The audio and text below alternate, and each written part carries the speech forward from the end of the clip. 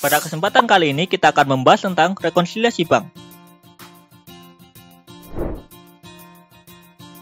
Rekonsiliasi bank adalah analisis informasi dan jumlah yang menyebabkan saldo kas yang dilaporkan dalam rekening koran berbeda dari saldo kas dalam buku besar dan bertujuan untuk menghasilkan saldo kas yang sesuai.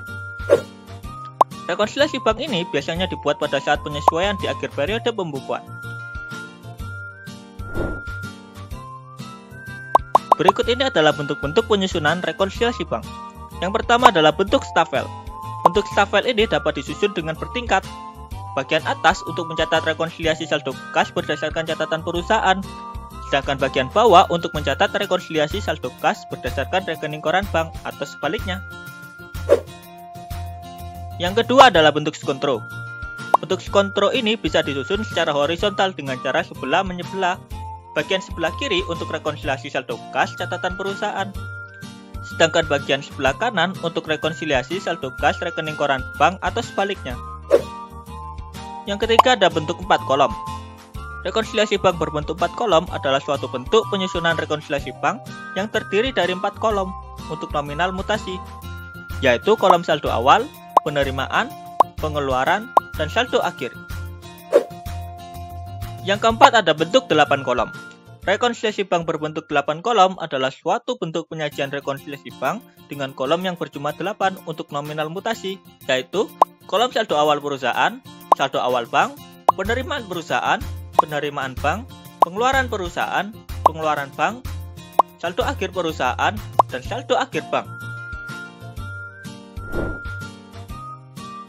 Berikut ini adalah beberapa faktor yang menyebabkan terjadinya rekonsiliasi bank.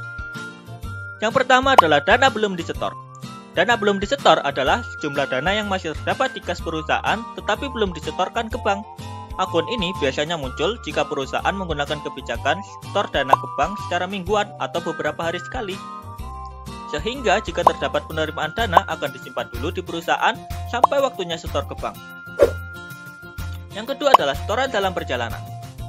Setoran dalam perjalanan adalah keadaan di mana perusahaan telah menyuruh orang yang memiliki kuasa untuk menyetorkan uang ke bank, tetapi uang tersebut belum masuk dalam catatan rekening koran bank. Yang ketiga adalah cek yang masih beredar. Cek yang masih beredar adalah keadaan di mana pihak perusahaan di dalam pembukuannya telah mengurangi besarnya saldo kas bagi pembayaran utang kepada pemasok dengan menggunakan cek, namun sampai dengan akhir bulan, pemasok tersebut belum juga mencairkan cek tersebut ke bank. Sehingga saldo kas menurut rekening koran di bank belum mencerminkan pembayaran tersebut. Yang keempat adalah cek kosong. Cek kosong adalah cek yang tidak ada dananya yang terjadi ketika perusahaan menerima pembayaran dari pelanggan. Namun ternyata setelah cek tersebut disetorkan ke bank, cek tersebut tidak bisa dicarikan atau ditolak oleh bank karena tidak cukup dananya. Yang kelima adalah penagihan piutang wesel lewat bank. Penagihan piutang wesel dapat dilakukan lewat bank dengan membayar biaya inkaso sebagai biaya atas penagihan piutang wesel tersebut.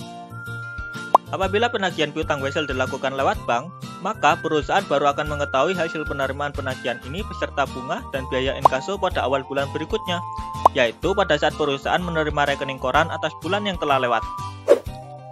Yang selanjutnya adalah pendapatan jasa giro.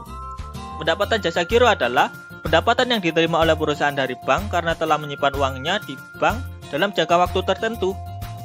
Perusahaan biasanya baru mengetahui hasil pendapatan jasa giro atas saldo rekening gironya pada awal bulan berikutnya, yaitu pada saat perusahaan menerima rekening koran atas bulan yang bersangkutan. Selanjutnya adalah biaya administrasi bank. Biaya administrasi bank ini meliputi biaya administrasi, biaya clearing, biaya cetak buku cek, dan biaya lainnya yang dibebankan kepada rekening nasabah sehubungan dengan pemanfaatan fasilitas atau jasa yang diberikan oleh bank. Yang selanjutnya adalah kesalahan pencatatan. Kesalahan dalam pencatatan bisa saja terjadi karena berbagai hal, baik kesalahan yang dilakukan oleh perusahaan maupun bank. Perusahaan hanya akan membuat jurnal penyesuaian dalam pembukuannya apabila kesalahan pencatatan dilakukan oleh pihak perusahaan sendiri. Berikut ini adalah analisis faktor yang menyebabkan perbedaan saldo antara kas perusahaan dan bank.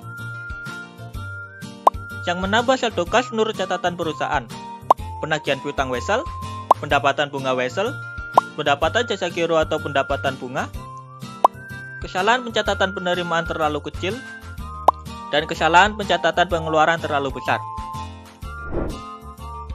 Yang mengurangi saldo kas menurut catatan perusahaan adalah biaya administrasi bank, biaya inkaso, cek kosong, kesalahan pencatatan penerimaan terlalu besar, dan kesalahan pencatatan pengeluaran terlalu kecil.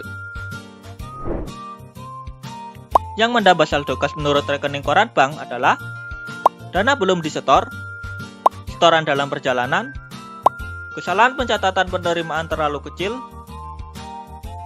dan kesalahan pencatatan pengeluaran terlalu besar. Yang mengurangi saldo kas menurut rekening koran bank adalah cek yang beredar, kesalahan pencatatan penerimaan terlalu besar, dan kesalahan pencatatan pengeluaran terlalu kecil. Oke, itulah materi tentang rekonsiliasi bank. Untuk materi lebih lengkapnya dapat kalian akses di 7accounting.net.